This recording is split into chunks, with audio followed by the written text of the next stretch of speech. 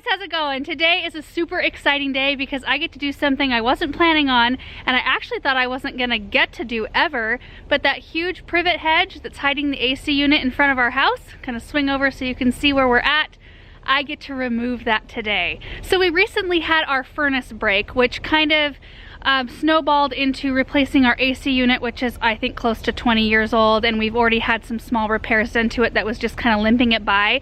So we're getting the whole thing replaced, which is a total bummer. Like, that's the kind of stuff you don't like to spend money on, but you have to have working properly. Well, the guys came in yesterday and said, hey, we know from your videos that you hate having the AC unit up here. How about we just move it to the side of the house? We had another guy come out and bid this job, and he said that it pretty much, like, it wasn't feasible to move it. We could maybe move it like down this way, like on the sidewalk, which I don't think would be much of an improvement. But these guys were like, it's no problem. We can move it around the side of the house. You won't even be able to see it. So I was so excited, and all of a sudden this huge project that was, you know, kind of expensive and something I didn't really want to do or spend money on turned into like the most amazing project ever. So let me give you one last look at this spot. This is where we put the limelight hydrangeas over here. There is a burning bush I'm going to take out as well. So there's the burning bush. There's also a euonymus there too, and then of course the big chunky privet. I'm assuming that these started off really small and they looked appropriate, but eventually, like, they've been growing over the sidewalk. Also, you guys, the guys are working out here today on it, so I'm gonna go ask them if I'm gonna be in their way or not. Hopefully not. Let me swing around the back side here. So this is where the AC unit lived. There was a little white fence which I will move as well, but I am just so excited. This whole area is gonna be clear. So I think at this point I'm just gonna set up a camera and let you guys see this whole thing come down.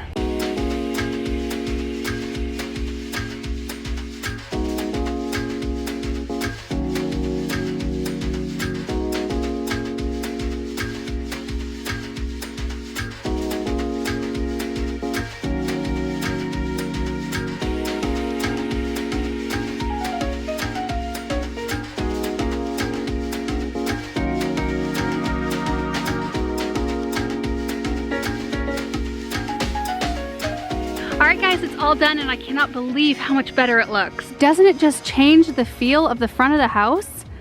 Like, I almost couldn't imagine what it would look like without that big privet there, and it's just so much better.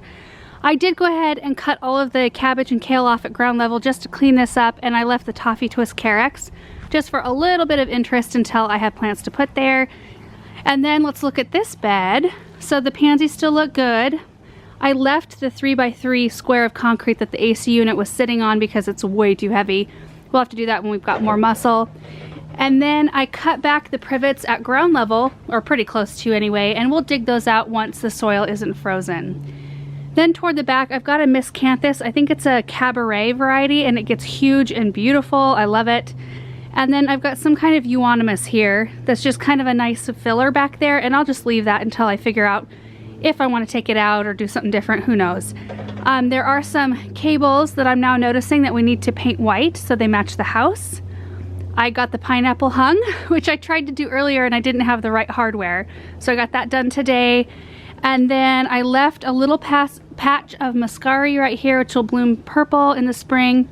That's where the burning bush was, and then a little scraggly euonymus right there. It actually didn't take very long to remove, but it was a lot harder, like physically, than I thought it was gonna be. Let me show you the tools I used. So here's what the trailer looks like right now. We got the big stuff gone, but I had my kneeling pad out here. I did use a reciprocating saw.